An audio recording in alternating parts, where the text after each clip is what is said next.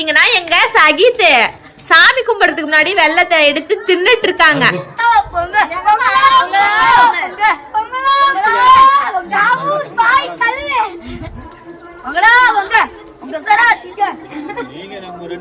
இப்ப பாத்தீங்கன்னா பொங்கல் பொங்கிருச்சு. அடுத்து அரிசி போட்டு பொங்கல் வைக்க ஆரம்பிச்சிருவாங்க. அந்த சைடு பாத்தீங்கன்னா சர்க்கரை பொங்கல் இருக்கு, இந்த சைடு பாத்தீங்கன்னா வெண்பொங்கல் இருக்கு. இந்த குழந்தாங்க நான் போட்டேன். பானெல்லாம் பொங்கிடுச்சு. இப்ப அரிசி போடுறோம் பொங்கலுக்கு.